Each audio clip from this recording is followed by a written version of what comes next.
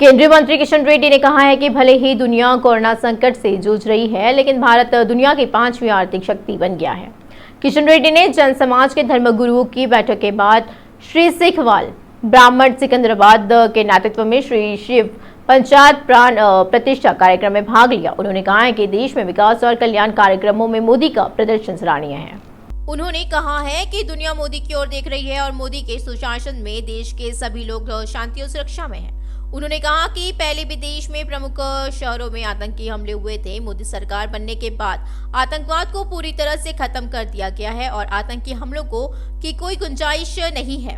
किशन रेड्डी ने बताया कि बीजेपी सरकार आने के बाद से मोदी प्रधानमंत्री के तौर पर दिन रात काम कर रही है और देश की जनता के लिए सोच रही है। इसी मौके पर जैन समाज, अग्रवाल समाज और सिखवाल समाज से एक बार फिर मोदी को वोट देने को कहा है। इसी कार्यक्रम में भाजपा महाकाली के जिला अध्यक्ष श्याम सुंदर गौड़ और भाजपा पार्षदों ने भाग लिया है। मैं सिखवाल समाज सिकंदराबाद की तरफ से श्री किशन जी रेड्डी कैबिनेट मिनिस्टर का बहुत बहुत आभारी हूँ और उनका बहुत धन्यवाद देता हूँ कि आज वो हमारे शंकर भगवान की श्री शिव जगत के जो दाता है, जगत के जो भगवान हैं, उनके मंदिर की प्रतिष्ठा में वो हमारे यहाँ सिखवाल समाज सिकंदराबाद में पधारे। इसीलिए हम सारे सिकंदराबाद सिखवाल समाज के समाजगण उनका हार्दिक अभिनंदन करते हैं और धन्यवाद देते हैं और आभार प्रकट करते हैं कि उन्होंने कीमती समय निकाला और यहाँ के मंदिर के दर्शन किए और हमारे गुरु महाराज का, श्री ऋषि भगवान का आशीर्वाद लिया, भोलेनाथ का आशीर्वाद लिया और हमसे प्रेम पूर्वक दो वार्तालाप करके हमें समय दे के गए। इसीलिए मैं बहुत बहुत धन्यवाद देता हूँ श्री किशन जी रेड्डी का। बीजेपी को सपोर्ट, समाज पर सपोर्ट करेंगे बीजेपी को? बीजेपी एक नेशनल पार्टी है और बीजेपी सभी जानते हैं कि बीजेपी अच्छा काम करते हुए आई है और आशा हम यही करते हैं कि बीजेपी ऐसी अच्छा काम करते रहे ताकि हिंदुस्तान का हर व्यक्ति उनको सपोर्ट करेगा। मोदी जी के नेतृत्व में हिंदुस्तान काफ़ी तरक्की कर रहा है और हम देख ही रहे हैं हिंदुस्तान ने बोले कि पूरे देश में मोदी जी एक इंटरनेशनल लीडर बन के उभरते हुए नजर आए हैं। जिनका रिसेंटली जो यूएस का विजिट था, वहाँ हम देखे हैं कि कितना उनको यूएस से सपोर्ट मिला। ओवरऑल हर वर्ल्ड में उनको इतना सपोर्ट मिल रहा है हर जगह, तो वो एक इंटरनेशनल लीडर के तौर पर उभर के आए हैं और सारा देश उनके साथ है, इंडिया का हर एक व्यक्ति उनके साथ है और हमारा समाज भी उनके साथ है। किशन जी, आप क्या हुक्म दिए आपके कम्युनिटी के बाद? किशन जी रेड्डी ने अभी तक की बीजेपी की सारी उपलब्धियों के बारे में बताया, वो जो देश हित में जो काम कर रहे हैं उनके बारे में हमको बताया और हम सब जानते हैं कि बीजेपी किस तरह कर्मठ होकर काम कर रही है और हम पूरा सपोर्ट हमारा हर कदम बीजेपी के नेतृत्व में और देश के नेतृत्व में जो भी अच्छा काम करे उनके साथ में। तेलंगाना में, हैदराबाद में पूरा टीआरएस है, कितना डेवलपमेंट कर रहा है, आप कहीं के लिए बीजेपी को मदद करना? देखो, टीआरएस गवर्नमेंट भी अपना काम कर ही रही है क्योंकि पिछले 10 साल से उनका भी गवर्नमेंट चल ही रहा है और बीजेपी भी अभी पिछले म्यूनसिपल इलेक्शन में हम देखे हैं कि उभर के आई है। ठीक है, तो देखेंगे अच्छा काम कर ही रहे हैं सब, तो बीजेपी को भी उनका अपना सपोर्ट मिलेगा, बिल्कुल मिलेगा, ताकि हम भी कुछ चेंजेस देखना चाहते हैं। वैसे हम कुछ चेंजेस देखना चाहते हैं, परिवर्तन देखना चाहते हैं, डेवलपमेंट देखना चाहते हैं और इंटरनेशनली जो नेशनल लेवल पे जो डेवलपमेंट हो रहा है वो स्टेट लेवल पे भी देखना चाहते हैं। राज्य में ऊर्जा परिवर्तन को लेकर सीएस शांति कुमारी की अध्यक्षता में राज्य स्तरीय संचालन समिति की बैठक हुई है। राज्य स्तरीय समिति की मुख्य उद्देश्य राज्य कार्बन उत्सर्जन तीव्रता में कमी का रोड मैप विकसित करना और लागू करना और पारंपरिक से गैर पारंपरिक ऊर्जा में संक्रमण जैसे मुद्दों पर चर्चा करना था। इसी बैठक में मुख्य सचिव ने कहा कि राज्य में नवीकरणीय ऊर्जा की संचयी क्षमता 6335 मेगावाट है। उन्होंने कहा है कि ऊर्जा मिश्रण में नवीकरणीय ऊर्जा को अपनाने में तेलंगाना देश में अग्रणी है। अधिकारियों ने सीएस को बताया कि नवीनीकरण ऊर्जा को अपनाना वित्त वर्ष 2023 में 9.8% से बढ़कर वित्त वर्ष 24 में 14.1% हो गया है। शांति कुमारी ने कहा कि तेलंगाना ऊर्जा संरक्षण उपायों को अपनाने में अग्रणी है और इसी का उद्देश्य लोगों को ऊर्जा कुशल उपकरणों और संरक्षण उपायों का उपयोग करने के लिए प्रोत्साहित करना है। महानगर के लिए स्वर्ग बन चुकी आउटर रिंग रोड पर एक और नया इंटरचेंज उपलब्ध हो गया है। मंत्री केटीआर ने 29.50 करोड़ रुपए की लागत से नारसिंगी में ओआरआर इंटरचेंज का उद्घाटन किया है। अब तक बाहरी रिंग रोड पर 19 इंटरचेंज है जो ग्रेटर के चारों ओर 158 किलोमीटर है। HMDA ने नासिंगी, कोकापेटा और न्योपोलिस और मलमपेट क्षेत्रों में 3 और का निर्माण कार्य शुरू किया है। नासिंगी इंटरचेंज का पूरा होने के बाद यातायात की अनुमति दी जाएगी। इसी सिलसिले में मंत्री KTR आज इसे लॉन्च करेंगे। कोर सिटी से लेकर ग्रेटर के चारों ओर बनी बाहरी रिंग रोड तक कोर सिटी से राज्य के विभिन्न हिस्सों तक जाने वाली सड़कों के रेडियल सड़कों के रूप में पहचाना गया है और सिग्नल की आवश्यकता के बिना बहुत चौड़े इंटरचेंज का निर्माण किया गया है। जहां ORR पर 19 स्थानों का निर्माण किया गया है, वहीं नरसिंगी में ORR मार्ग के नीचे जाते हुए शंकरपल्ली के रास्ते में केवल एक फ्लाईओवर का निर्माण किया गया है। मंत्री हरीश राव ने कहा है कि हम स्वस्थ तेलंगाना के लिए काम करेंगे। उन्होंने कहा है कि सरकारी औषधालयों में सभी प्रकार की मेडिकल जांचें निःशुल्क प्रदान करी जाती है। उन्होंने कहा है कि 70% प्रसव सरकारी अस्पतालों में हो रही है। टी डायग्नोस्टिक्स पर 134 मेडिकल परीक्षण उपलब्ध है और मंत्री हरीश राव ने हैदराबाद के कोंडापुर सरकारी अस्पताल से वर्चुअली 134 मेडिकल जांच की शुरुआत कर दी। टी डायग्नोस्टिक के माध्यम से 134 जांचें निःशुल्क की जा रही है। उन्होंने कहा है कि सभी PHC में जांच निःशुल्क कराई जाए।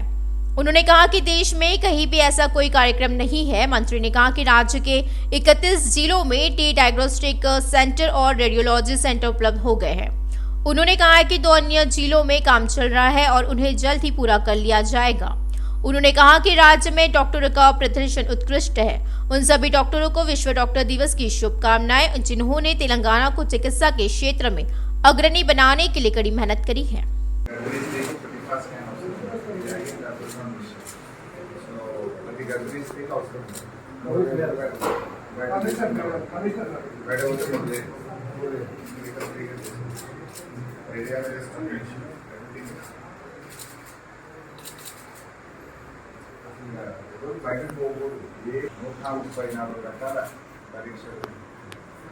वल्लभनेनी अनिल कुमार के निर्देशन में रंगारेड्डी जिले के मणिकोंडा नगर पालिका के चित्रपुरी कॉलोनी में दिवंगत अभिनेता डॉक्टर M प्रभाकर रेड्डी की प्रतिमा का उद्घाटन किया गया है। इसी कार्यक्रम में मुख्य अतिथि मंत्री जगदीश्वर रेड्डी, चावेल्ला सांसद अंजित रेड्डी, राजेंद्र नगर विधायक प्रकाश गौड़ थे। प्रभाकर रेड्डी की जयंती के अवसर पर उनके परिवार के सदस्यों के साथ चित्रपुरी कॉलोनी में एक प्रतिमा का अनावरण किया गया। चित्रपुरी कॉलोनी के निवासी प्रभाकर रेड्डी ने ऋणी है। उन्होंने फिल्म उद्योग के लिए इतनी मेहनत करी और कई लोगों ने फिल्म उद्योग के लिए उनके बलिदान को याद किया है। टीपीसीसी अध्यक्ष रेवंत रेड्डी से कर्नाटक राज्य मंत्री और पूर्व AICC तेलंगाना प्रभारी सचिव बोसुराजू ने उनके जुबली हिल्स आवास पर मुलाकात करी है। इसी मौके पर रेवंत रेड्डी ने बोसुराज का जोरदार से स्वागत किया। मंत्री के रूप में पहली बार घर आने पर रेवंत रेड्डी ने बोसुराजू को शॉल ओढ़ाकर सम्मानित किया। इन दोनों से तेलंगाना की मौजूदा राजनीतिक स्थिति पर चर्चा करी है। पूर्व उपराष्ट्रपति वेंकैया नायडू ने सुझाव दिया है कि दुर्लभ कलाकृतियां हमारे बच्चों को विरासत के रूप में दी जानी चाहिए। वह अनुराधा टिम्बर्स इंटरनेशनल न्यू बॉइन पल्ली में श्री महाविष्णु मूर्ति एकंडी दारुशिल्पी के उद्घाटन में मुख्य अतिथि थे। महाविष्णु के कलारूप से मंत्र मुग्ध होकर उन्होंने कहा कि अद्भुत कलारूप में आध्यात्मिकता जोड़ना बहुत अच्छी बात है। ऐसा कहा जाता है कि एक कला महाद्वीप बनाना और इसे भावी पीढ़ियों को देना बहुत अच्छी बात है, न कि सभी व्यवसायिक फोकस के साथ। उन्होंने बताया कि इन दिनों जब दुनिया एक व्यवसाय है, कला के कार्य गायब हो रहे हैं। धर्म व्यक्तिगत है लेकिन संस्कृति सभी पर लागू होती है। इसी की रक्षा करना हम सभी की जिम्मेदारियां हैं। देश की जनता को अपनी बुद्धि तीव्र करने तथा नए नए आविष्कार करने को कहा गया है। उन्होंने कहा कि मातृभाषा में बोलना उनके लिए मां के प्यार के बराबर है।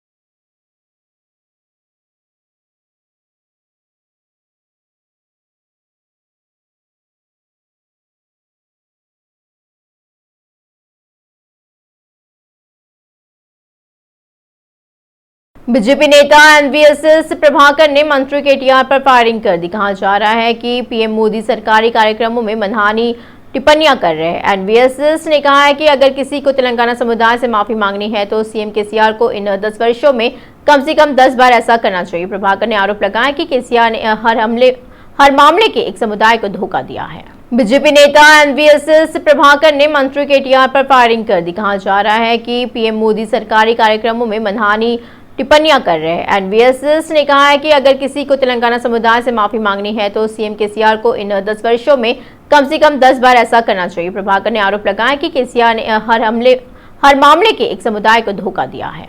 पेशेवर जातियों का प्रतिनिधित्व करने वाले कई अध्यक्षों ने यह राय व्यक्त करी है कि सीएम केसीआर ग्रामीण अर्थव्यवस्था को हर तरह से मजबूत करने के लिए पहले जैसी सहायता प्रदान कर रही है। मसाबो ट्रैंक स्थित भेड़ एवं बकरी विकास संगठन के कार्यालय में संगठन के अध्यक्ष डॉक्टर दुदिमीट बलराज यादव ने एक विशेष बैठक करी है। मत्स्य पालन महासंघ के अध्यक्ष पितला रविंदर मुदिराज, कलुगीता निगम के अध्यक्ष पल्ले रवि कुमार गौड़, कपड़ा विकास निगम के अध्यक्ष गुडूरू प्रवीण नेता ने इसी कार्यक्रम में भाग लिया। इसी मौके पर उन्होंने कहा कि पिछड़े वर्ग के कारीगरों के विकास के लिए केसीआर के सहयोग से लाखों कारीगर लाभान्वित हो रहे हैं। पेशेवरों के निगम और संघ यह सुनिश्चित करने की पूरी कोशिश कर रहे हैं कि सरकार द्वारा उनके कल्याण के लिए लागू की गई योजना और कार्यक्रमों को लाभार्थियों तक उचित तरीके से पहुंचाया जाए। हैदराबाद मेट्रो रेल ने छात्रों को खुशखबरी दी है। उनके लिए एक नया ऑफर उपलब्ध कराया गया है। गर्मी की छुट्टियों के बाद शैक्षणिक संस्थानों के फिर से खुलने के साथ ही छात्रों के लिए नया छात्र पास उपलब्ध कराया गया है। यह स्मार्ट कार्ड के रूप में उपलब्ध होगा। इसी पास के लिए छात्रों को केवल 20 यात्रियों की राशि का भुगतान करना होगा। बाद में मेट्रो प्रबंधन ने खुलासा किया है कि 20 दिन का भुगतान कर वे 30 दिन मेट्रो की सवारी कर लेंगे और यह पास 9 महीने के लिए वैध है, यानी 1 जुलाई 2023 से 31 मार्च 2024 तक उपलब्ध रहेगा। इसी बात का खुलासा हैदराबाद मेट्रो रेल ने अपने आधिकारिक हैंडल से किया है। यह 5 JNTU, SR नगर, अमीरपेट, विक्टोरिया मेमोरियल, दिलसुख नगर स्टेशनों पर खरीदा जा सकता है। मेट्रो प्रबंधन ने स्पष्ट किया है कि छात्र अपने कॉलेज के ID कार्ड दिखाकर स्टूडेंट पास मेट्रो कार्ड प्राप्त कर सकते हैं। CPM सिटी कमेटी HMRL द्वारा हैदराबाद मेट्रो रेल में छात्रों को रियायती पास जारी करने के फैसले का स्वागत करती है। CPM हैदराबाद सिटी सचिव श्रीनिवास ने कहा है कि पास जारी होने से गरीब और मध्य वर्गीय परिवारों के हजारों छात्रों को फायदा होगा। उन्होंने याद दिलाया कि CPM कई वर्षों से उच्च मेट्रो रेल किराए को कम करने और इसे आम आदमी के लिए सुलभ बनाने के लिए आंदोलन कर रही है। कम से कम छात्रों के लिए शुल्क में कुछ कमी होना अच्छा संकेत है। श्रीनिवास ने कहा है कि HMRL और तेलंगाना राज्य सरकार को सेवाओं में सुधार और मेट्रो रेल यात्रा को आम लोगों के लिए सुलभ बनाने के लिए और कदम उठाने की आवश्यकता को समझना चाहिए। आज डॉक्टर्स डे के मौके पर गांधी भवन में भव्य समारोह आयोजित किया गया। TPCC ने डॉक्टर विश्वतेज के निर्देशन में कार्यक्रम का आयोजन किया। इसी अवसर पर डॉक्टर BC राय ने चित्र पर पुष्पमाला चढ़ाकर श्रद्धांजलि अर्पित करी है। समारोह के बाद नेताओं ने एक मीडिया सम्मेलन आयोजित किया। कांग्रेस नेताओं ने मांग करी कि सरकार फर्जी डॉक्टरों की पहचान कर कार्रवाई करे। साथ ही उन्होंने सरकार से बरसात के मौसम में जहरीले बुखार को फैलने से रोकने के लिए उचित कदम उठाने की मांग करी है। गंगाधर रेड्डी, डॉक्टर प्रदीप रेड्डी और अन्य ने भाग लिया। BRS से निर्वाचित नेता और खम्मम के पूर्व सांसद पोंगुलेटी श्रीनिवास रेड्डी के कांग्रेस में शामिल होने को लेकर खम्मम जिले की राजनीति गर्मा गई है। पोंगुलेटी के खिलाफ पोस्टरों से आज खम्मम जिले में हड़कंप मच गया। जिले में कई जगहों पर पोंगुलेटी खबरदार लिखे पोस्टर लगे हैं। इन पोस्टरों में पोंगुलेटी के अनुयायियों को चेतावनी भी दी गई है। मंत्री पुवाड़ा जय के खिलाफ ओछी टिप्पणियां करने वाले पोंगुलेटी के अनुयायियों ने धमकी दी कि अगर वह नहीं आए और माफी नहीं मांगी तो लाशें ढूंढ लेंगे। पोंगुलेटी के मुख्य अनुयायी मुवा विजय कुमार को पोस्टरों में कड़ी चेतावनी दी गई थी कि वह जब तक वह मंत्री पुवाड़ा जय से माफी नहीं मांगेंगे तब तक शव भी नहीं मिलेगा। पोंगुलेटी श्रीनिवास रेड्डी ने इस पर प्रतिक्रिया दी कि क्योंकि इन पोस्टरों ने जिले में हलचल मचा दी। उन्होंने कहा कि वह अपने समर्थकों को धमकी दे रहे हैं कि वह कांग्रेस में शामिल हो रहे हैं। पोंगुलेटी की आंखों में आंसू आ गए और उन्होंने कहा कि उनके अनुयायियों को मारने और उनकी लाशों को ठिकाने लगाने की धमकी देना क्रूरता है। उन्होंने चिंता जताई कि वह इसी महीने की 2 तारीख को होने वाली जन जागरण सभा में कांग्रेस में शामिल हो रहे हैं।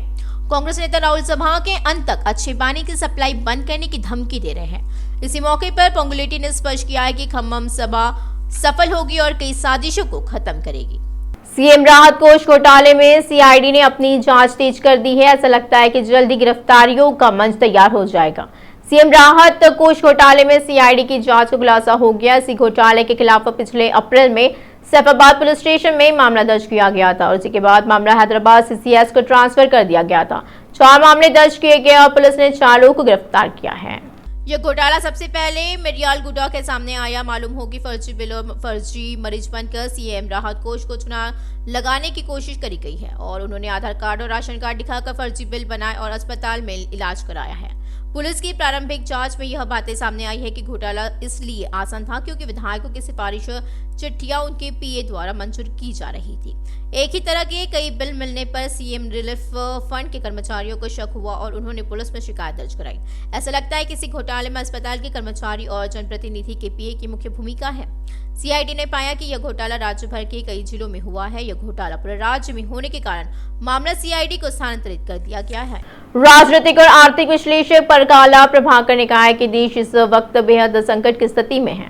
परकाला प्रभाकर ने समाजीगुड़ा प्रेस क्लब में एजुकेशन फाउंडेशन इंडिया द्वारा संकट में हमारा गणतंत्र विश्लेषण विषय पर आयोजित एक सम्मेलन में भाग लिया है। उन्होंने आरोप लगाया है कि देश की अर्थव्यवस्था चौपट हो गई है। देश में कितने लोगों ने आत्महत्या करी है। क्या मोदी सरकार के पास गिनती है कि इसी देश में कितने प्रवासी मजदूरों की मौत हुई है।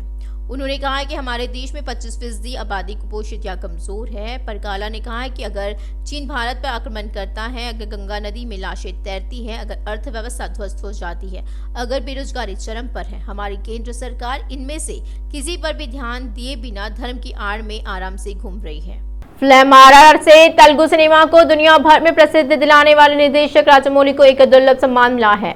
राजामौली को प्रतिष्ठित भारतीय स्कूल क्रिकेट बोर्ड का मानद अध्यक्ष नियुक्त किया गया है। राजामौली जल्द ही ISBSC के चेयरमैन का पद संभालेंगे। इसी मौके पर राजामौली ने कहा है कि वह धोनी के बहुत बड़े फैन हैं।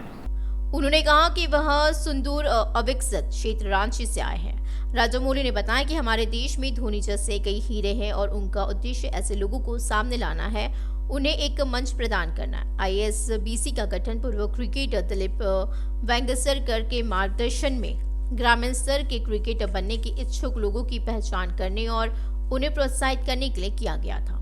जबकि राजामौली के बेटे कार्तिकेय पहले से ही ISBC के संयुक्त सचिव हैं। भाजपा के राज्यसभा सदस्य लक्ष्मण मुख्य संरक्षण है।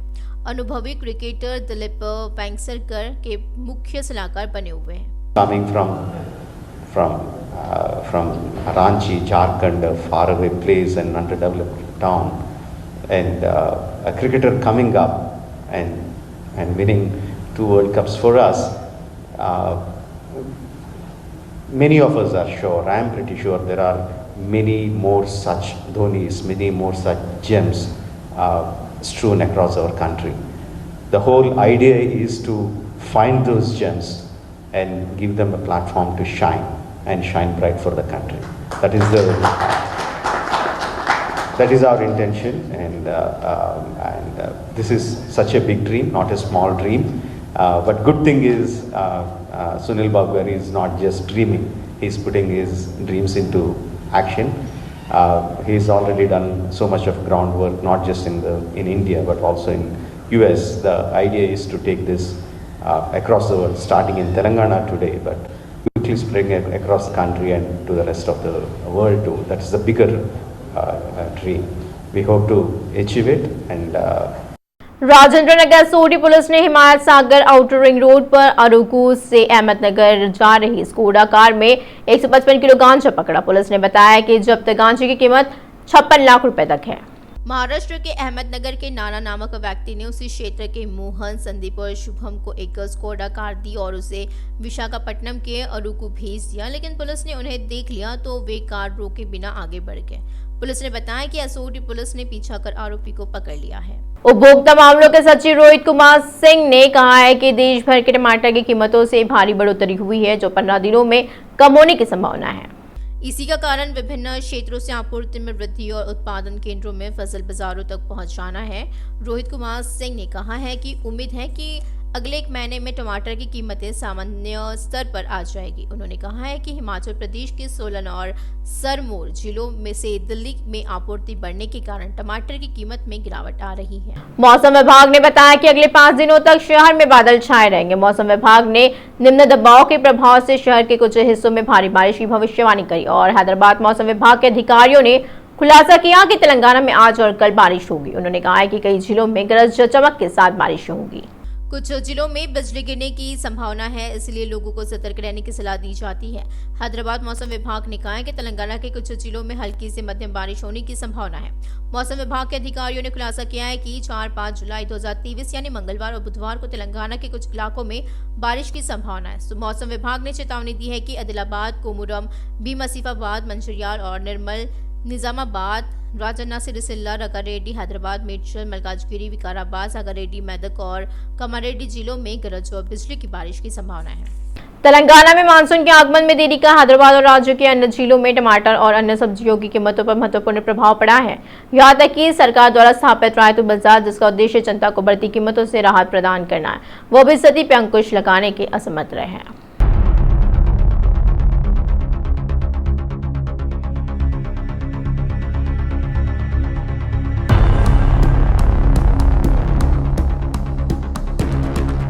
विशेष चिंता का विषय टमाटर की अत्यधिक कीमतें हैं, जो हैदराबाद और कई जिलों में आश्चर्यजनक रूप से 100 रुपये प्रति किलोग्राम तक पहुंच गई है। हाल ही में खुदरा बाजार में टमाटर 80 रुपये प्रति किलोग्राम बिक रहा था, लेकिन अचानक 20 रुपये की तेज बढ़ोतरी देखी गई।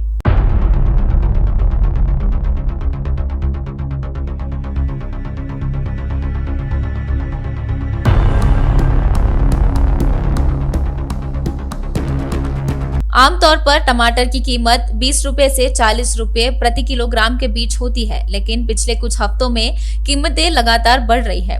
पिछले सप्ताह टमाटर 50 रुपए प्रति किलोग्राम बिक रहा था। टमाटर की कीमतों में इस अभूतपूर्व वृद्धि का श्रेय स्थानीय खेती में कमी के साथ साथ बेमौसम बारिश और ओलावृष्टि के प्रतिकूल प्रभावों को दिया जाता है, जिससे सब्जियों की फसल को नुकसान हुआ है। इसके अलावा भीषण गर्मी के कारण सब्जियों के उत्पादन में कमी आई है।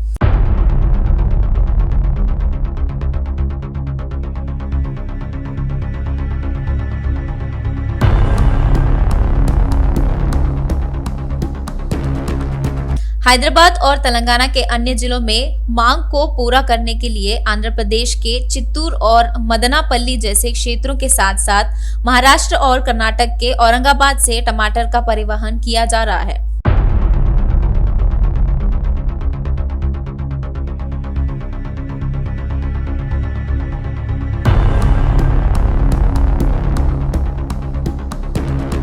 खुदरा बाजार में हरी मिर्च की कीमत भी आसमान छू रही है और 120 रुपये प्रति किलोग्राम तक पहुंच गई है।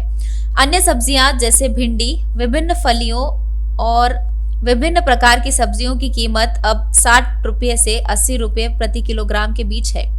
इसके अतिरिक्त हरे मसालों और पत्तेदार सलाद की कीमतों में भी समान वृद्धि देखी गई है।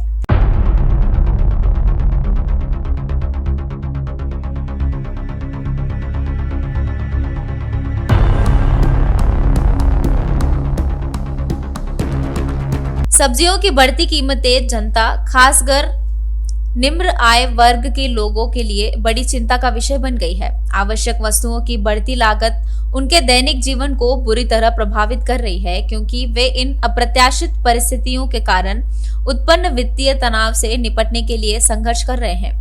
सरकार और संबंधित अधिकारियों को इस मुद्दे का तुरंत समाधान करना चाहिए और सभी के लिए सस्ती और पौष्टिक उपज की उपलब्धता सुनिश्चित करते हुए सब्जियों की कीमतों को स्थिर करने के उपाय करने चाहिए।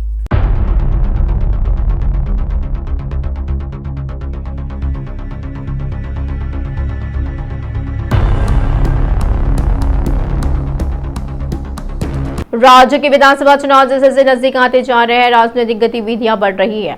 यह साफ तौर पर देखा जा सकता है कि हर पार्टी राजनीतिक माहौल बनाना चाहती है जिससे फायदा हो, और इसी सबके चलते यह भाजपा नेता चाह रहे हैं कि विधायक राजा सिंह का निलंबन रद्द कर दिया जाए, जिससे कि वे भी पार्टी की गतिविधियों में शामिल हो सके और इसी का पूरा जो फायदा है वो पार्टी को विधानसभा चुनाव में मिले। आइए यहाँ पर इसी विषय पर रोशनी डालते हैं।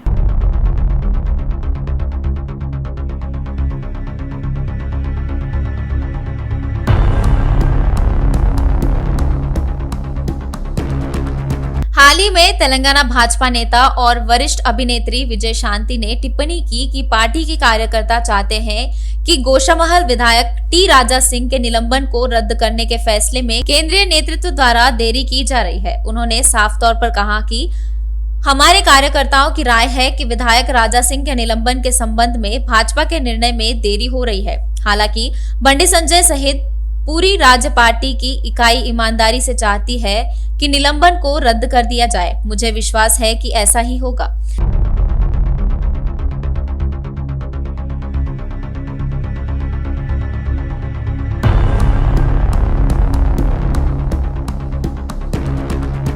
केंद्रीय मंत्री और सिकंदराबाद के सांसद जी किशन रेड्डी ने मई में कहा था कि गोशामहल विधायक टी राजा सिंह, जिन्हें पार्टी से निलंबित कर दिया गया था, जल्द ही भारतीय जनता पार्टी भाजपा में वापस आ जाएंगे। किशन रेड्डी ने बताया कि हम सभी इस मामले पर चर्चा कर रहे हैं, जल्द ही उन पर से निलंबन वापस लिया जाएगा। अंततः राष्ट्रीय पार्टी आलाकमान ही फैसला लेगी। यह निलंबन एक नीतिगत निर्णय के तहत किया गया था। इससे जुड़ा फैसला सही समय पर आ जाएगा।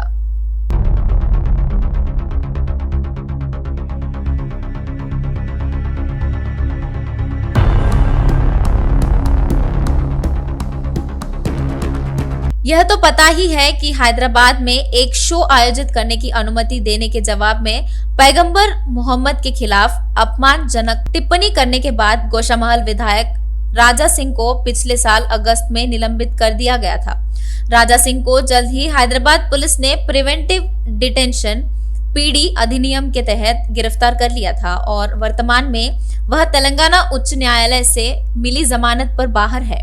हालांकि उन पर रोक लगाने का आदेश दिया गया है क्योंकि अदालत ने उनकी रिहाई के लिए कुछ शर्तें रखी, जिनमें सार्वजनिक रूप से भड़काऊ टिप्पणियां पारित नहीं करना और सामान्य रूप से सार्वजनिक बैठकें आयोजित करना भी शामिल है। अब देखना यह है कि भाजपा का हाईकमान क्या कुछ तय करता है। वैसे तो यह साफ पता चलता है कि पार्टी चुनाव से पहले उनका निलंबन रद्द करेगी, क्योंकि पार्टी की जीत में उनका अहम रोल हो सकता है। पर क्या और कब होगा, अभी यह कहना मुश्किल है।